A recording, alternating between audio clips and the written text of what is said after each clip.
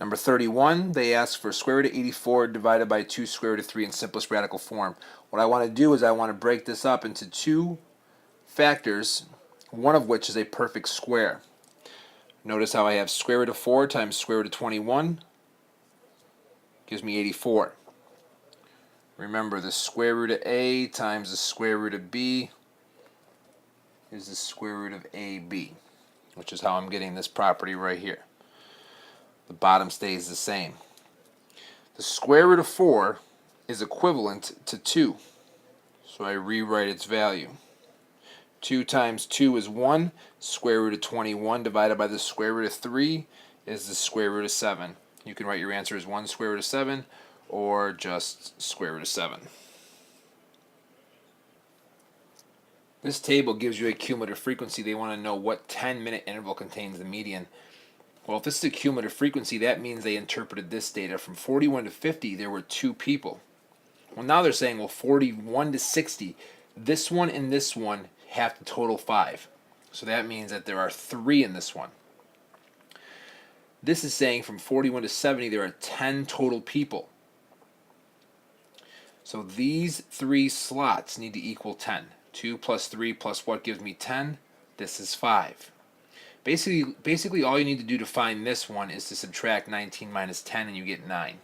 Subtract 31 minus 19, you get 12. Okay?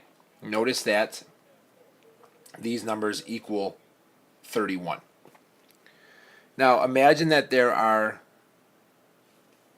31 students, and say all 31 of those students lined up in order. Okay, I skipped a couple in here.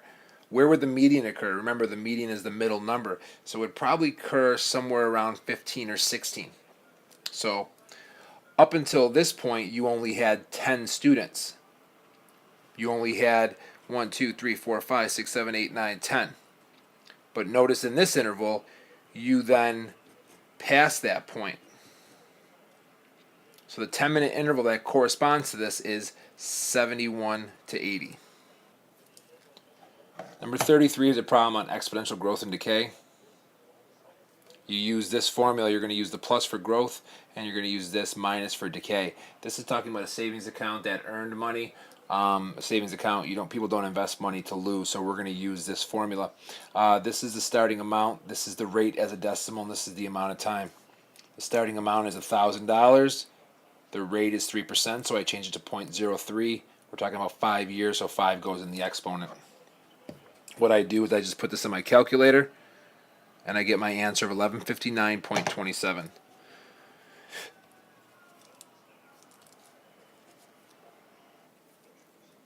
For number 34, I would put the equations in my calculator one at a time. I am going to get the absolute value by going second, 0 to catalog. Notice my first option is ABS, which is absolute.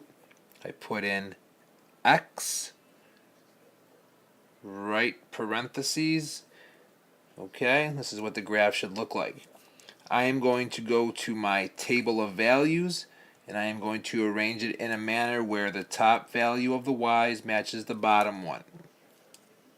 I then plot those points, and then this is what I have.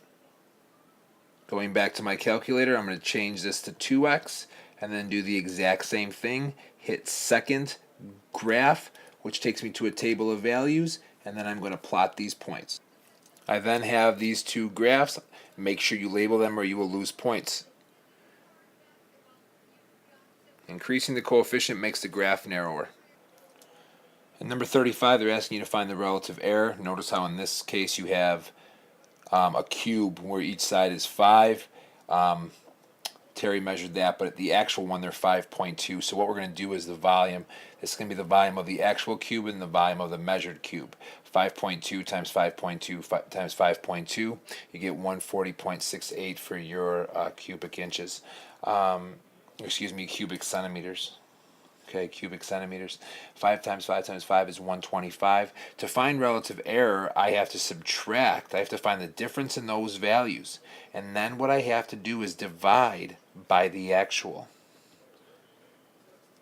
Okay, you're always doing the difference in values and divide by the actual measurement. Putting this all in my calculator, I get 0.11003641.